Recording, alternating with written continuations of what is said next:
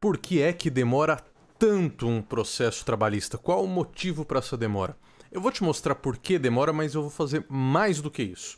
Enquanto eu te explico por que demora, eu vou conseguir mostrar para você em que lugar está o seu processo, para você conseguir ter uma ideia de quanto tempo ainda falta para o seu processo terminar, ou de quantos atos, já que tempo é sempre difícil de dizer, né? A gente tem uma noção de média, mas a gente tem uma noção melhor, assim, de atos. Por que eu estou falando em atos? Porque é o seguinte, a gente tem um instituto, eu vou chamar de instituto no Brasil, que se chama Devido Processo Legal. Tá? Não é no Brasil, em qualquer lugar que não seja uma autocracia maluca, você tem o devido processo legal. O que é isso? O que é devido processo legal? É a garantia que o cidadão tem de que todo o processo vai correr do mesmo jeito para todo mundo.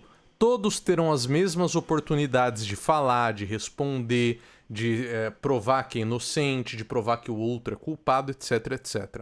Isso é o devido processo legal. Tá? E o devido processo legal, ele vai pegar e vai fazer o quê? Ele vai dizer que tem um monte de atos, tá? Um monte, eu vou fazer aqui uma linha do tempo para você acompanhar.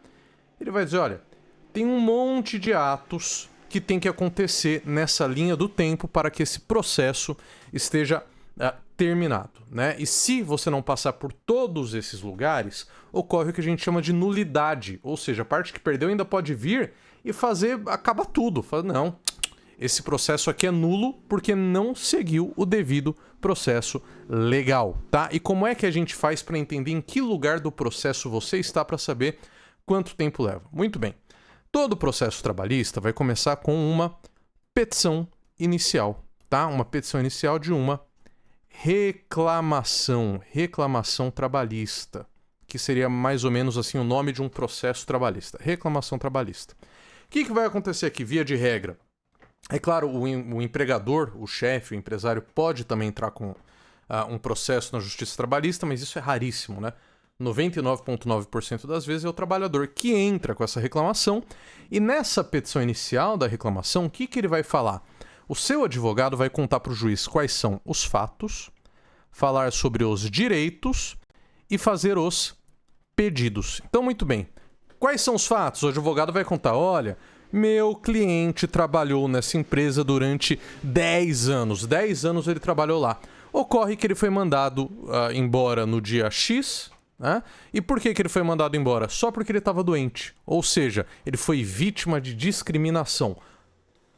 Concorda comigo que estão postos os fatos? Toda a historinha foi contada? Muito bem.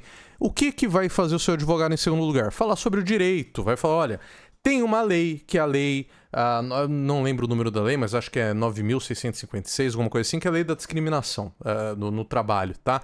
Que essa lei vai dizer o seguinte, quando você é mandado embora por um ato discriminatório, você tem dois direitos. Você pode ou pedir a reintegração, eles vão ser obrigados a te recontratar, ou eles podem ser obrigados a te pagar todos os salários que você deixou de receber desde a demissão até o dia lá final em que for reconhecida a discriminação. Que fique bem claro, tá? Isso aqui serve para qualquer processo. Eu tô pegando um exemplo porque fica mais fácil. Mas pode ser porque não pagaram as verbas rescisórias, pode ser porque você se machucou no trabalho, pode ser porque tinha insalubridade, fazia hora extra e não pagavam. Isso aqui vale para tudo. Eu tô te dando só um exemplo que é a dispensa discriminatória, porque fica fácil de manejar tendo um exemplo, né? E muito bem, por fim, o seu advogado vai fazer os pedidos. Quais são os pedidos? Lembra que eu falei que na dispensa discriminatória, por exemplo, você poderia pedir a reintegração para ser readmitido na empresa, para ser recontratado, ou uma indenização? Geralmente o pessoal opta o quê? Indenização. Seu advogado vai calcular, vai falar, olha, por enquanto já tem 15 mil, então eu quero que a empresa seja condenada a pagar 15 mil para o funcionário, mais os salários, né, os salários que vencerem até a sentença, e mais 10 mil de dano moral, por exemplo. Tá? Tô, de novo, dando exemplo aqui. Muito bem. Isso é assim que começa uma reclamação trabalhista. Assim começa um processo trabalhista. O que tem que acontecer aí? Tem que acontecer uma coisa chamada citação, né? Vai ter gente na doutrina trabalhista que chama isso aqui de intimação, não chama de citação. É um detalhe técnico que para você tanto faz. A gente vai chamar de citação. O que é isso?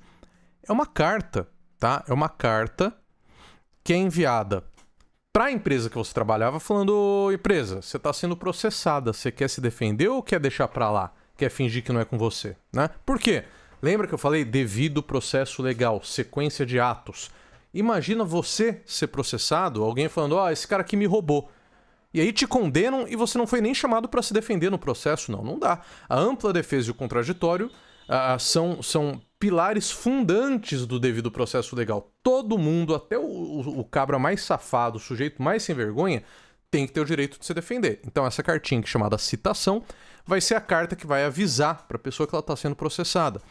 Qual que é o próximo passo no processo trabalhista? Veja, eu vou mostrar para você como acontece na maioria dos tribunais e vou explicar que em alguns é um pouco diferente. Mas geralmente essa citação aqui, ela já vai marcar uma data para audiência. O que é audiência? É o dia que você e o seu advogado vão para o fórum na frente do juiz. Hoje em dia nem sempre você vai para o fórum, tem audiência que é feita pela internet, né, pelo celular.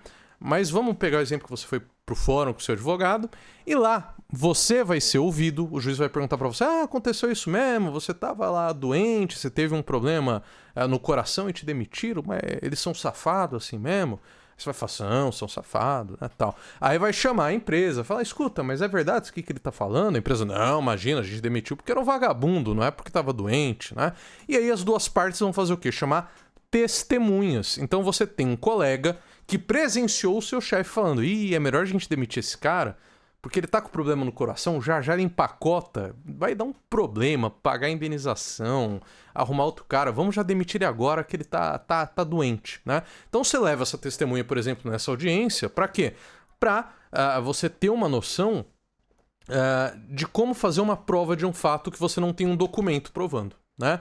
Qual que é a demora entre tudo isso acontecer, entre entrar com o processo e chegar na audiência? Em geral, de 3 a 6 meses, tá? Então, depois que seu advogado entrou com o processo, entre 3 e 6 meses vai ter a primeira audiência. E nessa audiência, inclusive, você pode tentar fazer um acordo, né? Seu advogado pediu aqui, por exemplo, 25 mil mais os salários, vocês podem conversar, falar: pô, e se a gente pedir para eles 20 mil e a gente termina o processo agora? A empresa fala: não, mas a gente só paga 10. Pô, vamos fechar então em 15 e vai todo mundo para casa, a gente gasta isso aí na churrascaria? Pode ser, entendeu? Então pode ser que seu processo trabalhista termine nessa primeira audiência, ou pode ser que realmente vocês não façam acordo e continuem brigando. Muito bem. Só lembrando, tá? Quando eu dou um prazo assim, é uma média. Tem lugares que eu já vi que chega a levar 12 meses para ter a primeira audiência. Teve uma cliente nossa, cara, a gente fez de tudo possível, e mesmo assim a primeira audiência dela foi depois de 20 meses, tá? É o normal? Não, é a exceção. É 1 a cada 100 casos que isso acontece, mas acontece. Você precisa saber disso para entender a demora do processo. Muito bem. Não teve acordo, teve audiência, agora o que vai acontecer? A empresa vai apresentar a contestação, ou seja, a defesa dela por escrito, né? Quando eu disse para você que ia ter uma chavinha que a gente ia virar, porque às vezes é diferente, o que ocorre? Em algumas varas trabalhistas, eles invertem isso aqui. Eles pedem para primeiro a empresa fazer a defesa escrita e aí depois você tem a audiência, né? Mas vamos meio que tanto faz isso pro tempo do processo. Não faz muita diferença, então é só para você ter essa ideia que às vezes pode inverter. Muito bem, qual que é o próximo passo? Tem que produzir provas novas? Produção de provas? O que é produzir provas novas? Vamos supor... nesse caso a gente falou da discriminação, mas vamos supor que seja um caso que você está querendo provar uma doença do trabalho. Você trabalhava numa metalúrgica, essa metalúrgica fazia muito barulho e você ficou surdo de um ouvido. Você quer provar que você está surdo por culpa da empresa, por culpa do trabalho. E a empresa tem que fazer o quê? Pagar você porque você perdeu a audição. Pagar uma indenização violenta, é de 40, 50 mil para cima. O que tem que ser feito? Um cientista, um médico perito vai ter que ir lá e fazer um exame em você para mostrar que você perdeu a audição. Então, nessa fase de produção de provas, esse tipo de coisa, prova técnica, parecer médico, você está pedindo, por exemplo, insalubridade porque você trabalhava num ambiente que era muito sujo, vai um técnico lá no estabelecimento para ver se é sujo assim. Então, essa é a fase de produção de provas, tá? Essa fase, às vezes, só ela demora 1 ano também, né? Mas qual que é o normal? O normal é que isso aqui também não ultrapasse 3 meses, tá? Uma vez que você passou por tudo isso, via de regra o juiz vai dar a sentença. O que é a sentença? A sentença... Por que eu escrevi sentensal? Não faço ideia. Então eu vou apagar esse O, porque vocês vão achar que eu não sei escrever sentença. O que é a sentença? É a primeira decisão final do processo. Por que primeira decisão se é final? Porque aqui o juiz vai decidir quem tá certo e quem tá errado. Vai falar, ó, o trabalhador tá certo, paga ele. Ou vai dizer, não, a empresa tá certa, não tem que pagar nada pro trabalhador. Quando isso ocorre, começa a correr um prazo de 8 dias úteis, tá? Da publicação dessa sentença. O que é esse prazo? É o prazo para recurso. Para você chegar para os chefes, imagina o seguinte, você tem o primeiro juiz que julgou sua causa e acima dele você tem os chefes desse juiz, que são chamados desembargadores, né? Então você pode apresentar um recurso, que é um documento que seu advogado vai falar, o chefe do juiz, desembargador, esse juiz aparentemente fumou crack, esse juiz aparentemente está muito louco e ele decidiu tudo errado. Sempre que uma parte perde, ela tem direito de interpor um recurso para o segundo grau, que é onde estão os chefes do juiz, onde estão os desembargadores, para eles analisarem, para eles dizerem, olha, realmente, esse juiz estava loucaço de pedra e por isso ele decidiu tudo errado, ou não, o juiz está certo e a gente vai manter isso, tá? Então, quando sai a sentença, você tem que aguardar 8 dias úteis. Se em 8 dias a parte que perdeu não recorrer, acabou aí o processo. Ou melhor, acabou aí a parte de conhecimento do processo, a gente já vai brigar agora para receber. Agora, se alguém apresentou recurso, isso vai para onde? Para o TRT, que é onde estão os desembargadores, os chefes do juiz. O TRT é o Tribunal Regional do Trabalho, né? E no TRT vai juntar lá 3 desembargadores, via de regra, para decidir se o que o juiz decidiu tá certo ou se tá errado, tá? E eles vão emitir, assim como a gente chama de sentença essa decisão do juiz, eles vão emitir um acórdão, tá? Quanto tempo demora depois que a parte apresenta um recurso para o TRT julgar?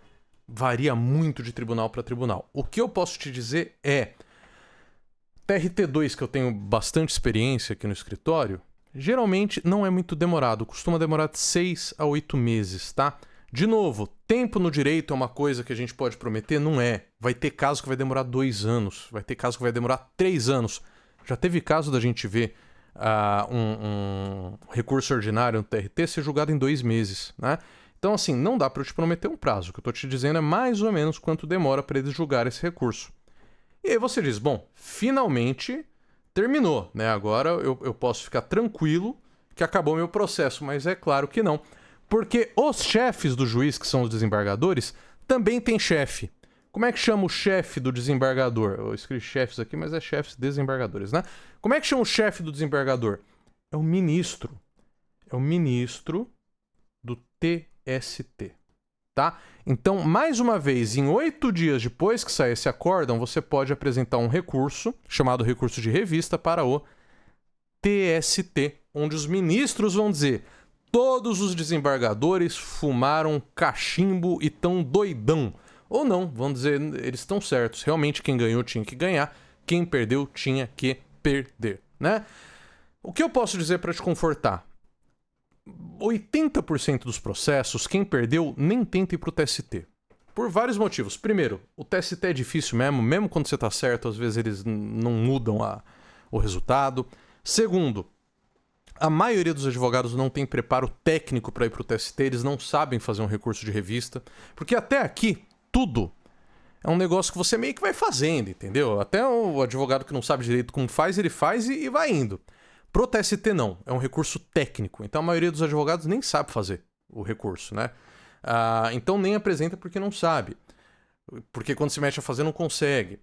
E por fim, porque geralmente, para você recorrer pro TST, se você não tiver gratuidade da justiça, e geralmente esse é o caso da empresa, o funcionário geralmente tem gratuidade, mas a empresa, se não tem, ela tem geralmente que recolher o preparo, que seria uma parte do valor que ela já perdeu. E aí a empresa prefere já deixar para lá ao invés de ficar depositando dinheiro nos autos, tá? Mas supondo-se que foi apresentado um recurso de revista, ele vai para o TST. Muito bem.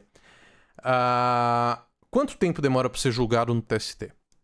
A maioria dos processos que a gente tem aqui no escritório, quando chegam no TST, levam cerca de 3 a 6 meses, tá? 3 a 6 meses para serem julgados no TST, porque a maioria é julgada em decisão monocrática, outra parte nem sabe recorrer disso. Então, em 3 a 6 meses, isso é julgado no TST. Pode demorar mais? Pode. A gente tem processo que está no TST há 4 anos. Né? Então, de novo, eu tenho que te dar uma média. A maioria dos processos que a gente tem hoje, depois que chegam no TST, levam de 3 a 6 meses. Mas pode durar muito mais e pode ser até mais rápido. Muito bem. Agora acabou, né? Chegou no TST, tem mais recurso? Ah, tem. Tem recurso para o STF, você já deve ter ouvido falar. Mesma lógica, tá? Do TST é do TSF, do STF, só que aqui é um pouco mais demorado, mas eu vou ser bem sincero. Recurso para o STF, eu devo ter visto isso 1 ou 2 vezes na minha vida, tá? Chega no TST, o pessoal não recorre mais. Eu de verdade, eu vi 1 ou 2 vezes e olha que faz tempo que eu tô nesse negócio. É lógico que se você for pegar notícias, você tá pegando notícias sobre todos os processos do Brasil. Você vai ver um monte de processo que vai para o STF. Mas na prática é muito pouco mesmo. Então assim, aqui você meio que exclui o STF. Geralmente o processo acaba ou no TRT ou no TST, tá? Então você já entendeu que assim, um monte de processo trabalhista com todos esses andamentos, é por isso que demora tanto, né? E aí, quando não cabe mais recurso ou ninguém apresenta um recurso no prazo que teria, ocorre o que a gente chama de trânsito em julgado, ou seja, quem o último juiz decidiu que ganhou, ganhou. Quem o último juiz decidiu que perdeu, perdeu, acabou, não tem mais o que discutir, agora tem que pagar. E como é que é feito esse pagamento? Quanto tempo demora para ser feito o pagamento na Justiça do Trabalho? Muito bem, eu vou te explicar isso nesse vídeo que eu estou deixando aqui do lado.